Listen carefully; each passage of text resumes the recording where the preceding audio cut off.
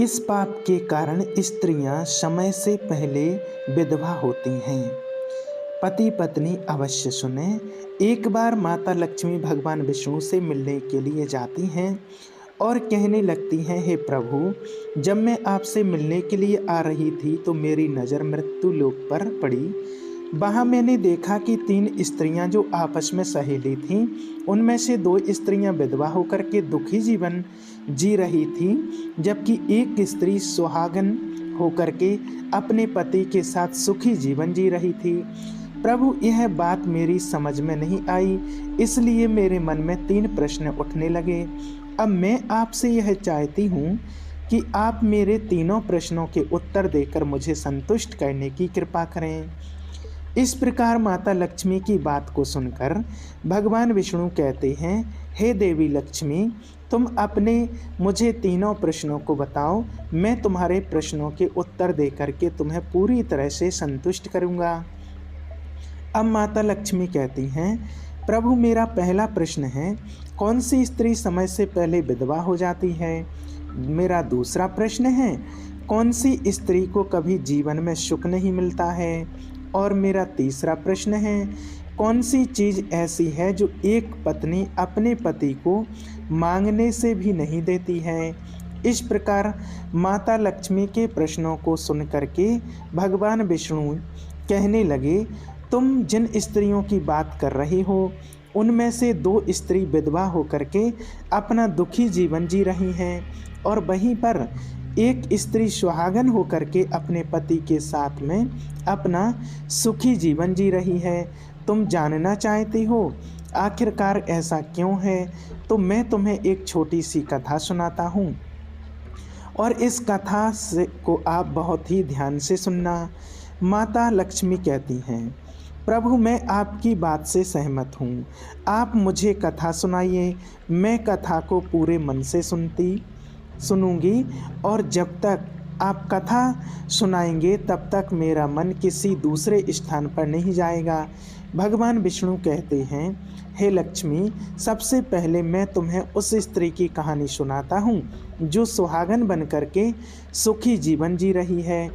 जिस सुहागन स्त्री की तुम बात कर रही हो, वह एक राजा के नौकर की पत्नी है और जिस नौकर की वह पत्नी है, उस नौकर को अपनी पत्नी पर पूर्ण विश्वास और भरोसा है कि वह पतिव्रता है, जिसकी महिमा वह अपने साथियों में बार बार करता है। अब देखो, एक दिन की बात है, उस राजा के नौकर ने अपनी पत्नी की प्रशंसा इतनी की कि यह बात धीरे धीरे फैलते हुए राजा के दरबार तक पहुंच गई। फिर तो राजा ने अपने नौकर को बुलाया और उस नौकर से कहा कि तुम हर किसी से कहते हो कि तुम्हारी पत्नी पतिव्रता है, क्या वास्तव में आपकी पत्नी पतिव्रता है? क्या आपको पूर्ण विश्वास है? इस प्रकार राजा की बात सुनकर के नौकर कहने लगा, महाराज, मुझे पूरा विश्वास है और पूरा भरोसा भी है कि मेरी पत्नी पूरी तरह से पतिव्रता है। अब इस समय पर राजा का महामंत्री कहने लगा, यदि मैं तेरी पत्नी का पतिव्रत धर्म खंडित कर दूं तो तुझे क्या सज़ा मिलनी चाहिए? फिर तो नौकर ने कहा, यदि तुम मेरी पत्नी का पतिव्रत धर्म खंडित कर देते हो तो महाराज मुझे फांसी लगा देना। अब वह राजा का नौकर भी मंत्री से कहता है, यदि महाराज यह मेरी पत्नी का पतिव्रत धर्म खंडित नहीं कर पाए तो इनको सज़ा क्या मिलनी चाहिए? तो राजा ने कहा कि मंत्री को भी फांसी की सज़ा दी जाएगी।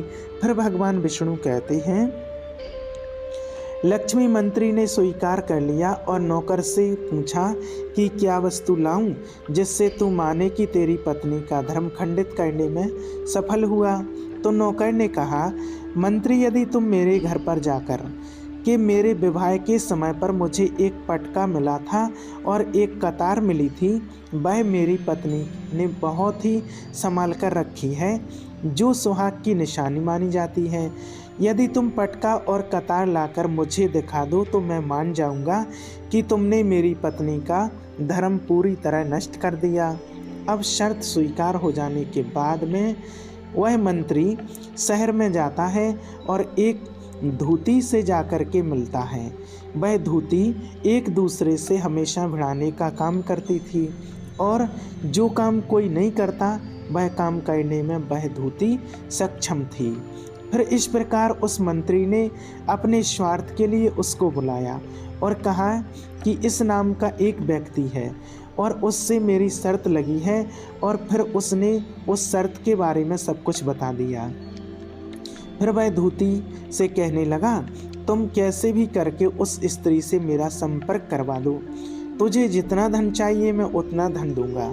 इस प्रकार मंत्री की बात सुनकर के वो धूती कहने लगी, भाई तू उस औरत के बारे में बात मत कर, वह औरत पूरी तरह से पतिव्रता है, तेरी ओर देखेगी भी नहीं, तेरी शकल भी नहीं देखेगी, और उसके परिवार के लोग बहुत खूंखार हैं, तेरी खाल उतार लेंगे। तो मंत्री कहने लगा, ठीक है, यदि तुम मेरा उससे संपर्क नहीं करवा सकती तो एक काम कर दो, उसके घर जा कर के पटका और कतार चुरा कर ला दे, और उसकी पत्नी के गुप्तांग के पास में यदि कोई चिन्ह हो तो उस चिन्ह को भी देख करके मुझे बता दे, फिर मैं तुझे मुँह मांगा इनाम दूंगा। यह बात धूती की समझ में आ गई और उसने कहा, ठीक है, मैं तुम्हारा काम अवश्य करूंगी। नौकर शहर में रहता था। 2-3 दिन बाद नौकर के घर जाती है धूती और उसकी पत्नी से जाकर के बोलती है, बेटी, मैं तेरे पति की बुआ हूँ, मैं कई वर्षों के बाद आई हूँ। फिर उस स्त्री ने कहा, मैंने आपको पहले कभी देखा नहीं, इसलिए पहचान नहीं पाई। और इस प्रकार उस नौकर की पतिव्रता स्त्री ने उस धूती को सम्मान दिया, पर उसे क्या मालूम था कि यह उसके साथ में छल करने के लिए आई है। अब भगवान विष्णु कहते हैं, हे लक्ष्मी, इस प्रकार वह धूती पतिव्रता स्त्री के साथ में 2 दिन तक रुकी। जिस समय वह स्त्री स्नान करने लगी तो धूती उठ करके उस पतिव्रता स्त्री की कमर रगड़ने लगी। उस पतिव्रता स्त्री ने बहुत मना किया, फिर भी वह धूती नहीं मानी और कहने लगी, तुम तो मुझे बेटी से भी अधिक प्रिय लगती हो, इसलिए मना नहीं करो। काफ़ी दिनों के बाद मेरी और तुम्हारी मुलाकात हुई है। अब ऐसा कहकर वह मुख पर हाथ फेरने लगी। फिर आँखों को धोने के बहाने से उस धूती ने पतिव्रता स्त्री की आँखों में पानी भर दिया और उस स्त्री की आँखें बंद हो गईं। इस प्रकार गुप्तांग के पास में जांग पर तिल था जो धूती ने देख लिया, बस उसका काम बन गया। उधर स्नान करने के बाद जब पतिव्रता स्त्री रसोई में खाना बनाने गई तो उस धूती को मौका मिल गया और उसने पटका और कतार उस नौकर के घर से चुरा ली और वहाँ से एकदम से भाग गई और जाकर के 2 दिन में पटका और कतार मंत्री को दे दिए और पतिव्रता स्त्री के जांघ पर तिल का निशान भी बता दिया। मंत्री सीधा राजा के दरबार में पहुंचा और राजा से कहा, महाराज, मैं नौकर की पत्नी के साथ में मैंने 2 दिन बिताए और यह पटका तथा कतार उसी के हाथों लेकर के आया हूँ। फिर तो राजा ने दरबार लगाया और नौकर को बुलाया तथा महामंत्री से सभा में पटका और कतार को दिखाने के लिए कहा। राजा की आज्ञा पाकर मंत्री ने उस नौकर को पटका और कतार दिखाई और उसकी पत्नी की जांघ पर तिल भी बताया तो नौकर मान गया कि वास्तव में आज मेरी पत्नी ने अपना पतिव्रत धर्म पूरी तरह से भंग करवा लिया। भगवान विष्णु कहते हैं, हे लक्ष्मी, फिर तो राजा ने फांसी का दिन 15 दिन के बाद रख दिया और कहा कि नौकर को 15 दिन के बाद में फांसी पर चढ़ाया जाएगा। और इस प्रकार से उसकी अंतिम इच्छा पूछी नौकर से, तो नौकर ने कहा कि मैं अपनी पत्नी से अंतिम बार मिलना चाहता हूँ। इस प्रकार राजा ने उस नौकर को आज्ञा दी कि ठीक है, तुम अपनी पत्नी से मिल सकते हो। फिर नौकर अपने घर गया और अपनी पत्नी से कहा कि मैंने आपके साथ में बहुत बड़ा विश्वास किया है और मैंने आपके विश्वास पर मंत्री से ऐसी शर्त लगाई थी कि राजा के दरबार में राजा के सामने मैंने कहा था कि मेरी पत्नी का पतिव्रत धर्म कोई नष्ट कर दे तो मुझे फांसी लगा देना। अब मुझे 15 दिन के बाद में फांसी लगा दी जाएगी। मेरे साथ विश्वासघात करके तुमने ठीक नहीं किया। उस पतिव्रता स्त्री ने अपने पति के लिए सारी बात बताई, लेकिन उसे विश्वास नहीं हुआ। फिर नौकर राजा के दरबार में पहुंचा तो राजा ने फिर उसे कैद में डलवा दिया। अब उधर नौकर की पतिव्रता नारी ने भगवान को याद किया और अपना वेश बदल करके राजा के दरबार में गई और राजा से नाच दिखाने की आज्ञा मांगने लगी, क्योंकि वह स्त्री बहुत ही सुंदर थी और राजा बहुत ही शौकीन होते हैं नाच देखने के। राजा ने आज्ञा दे दी कि सभी मंत्री आदि उपस्थित होकर के इस सुंदरी का नाच करवाने की पूरी व्यवस्था की जाए। भगवान विष्णु कहते हैं, लक्ष्मी फिर तो सब मंत्री महामंत्री राजा दरबार में उपस्थित हुए।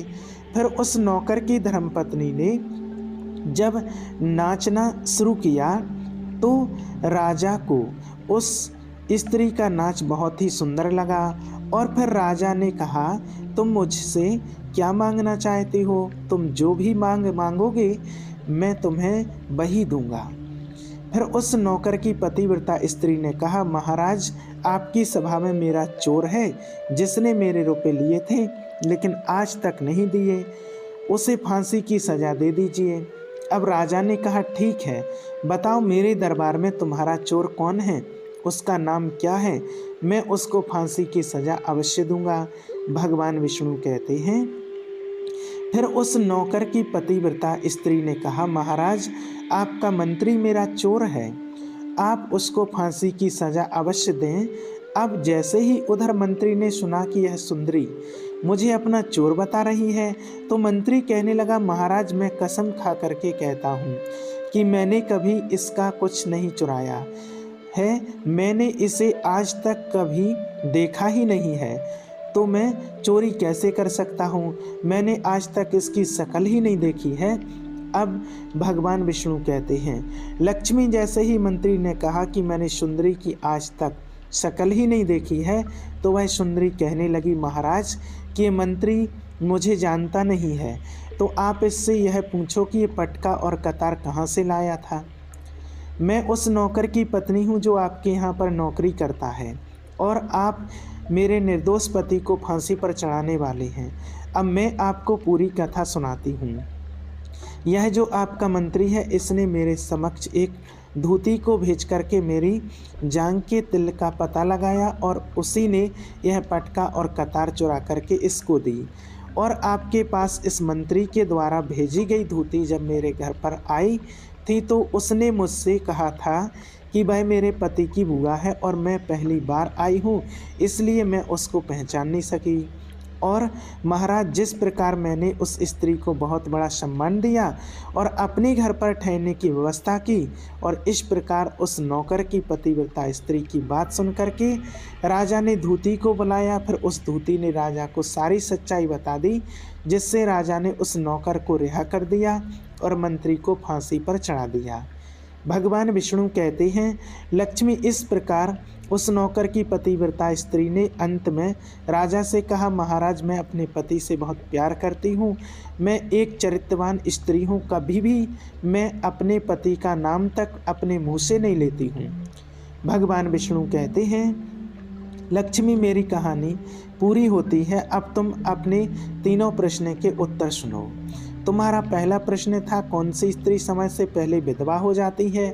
तो जो स्त्रियां अपने पति का नाम लेती हैं वह समय से पहले विधवा हो जाती हैं, क्योंकि पति का नाम लेने से पति की उम्र कम हो जाती है और समय से पहले ही उनके पति की मृत्यु हो जाती है। ऐसी स्त्रियां जो पति का नाम लेती हैं समय से पहले ही विधवा हो करके दुखी जीवन जीती हैं। बस यही राज की बात है कि तुम जिन 3 सहेलियों की बात कर रही थी उनमें से 2 विधवा थीं और एक किसी नौकर की पत्नी थी जो एक पतिव्रता स्त्री थी। यह पतिव्रता स्त्री कभी भी अपने पति का नाम अपने मुँह से नहीं लेती थी। और उधर वह 2 स्त्रियां जो विधवा होकर के दुखी जीवन जी रही थीं वह हमेशा अपने पति का नाम लेकर के ही बुलाती थीं।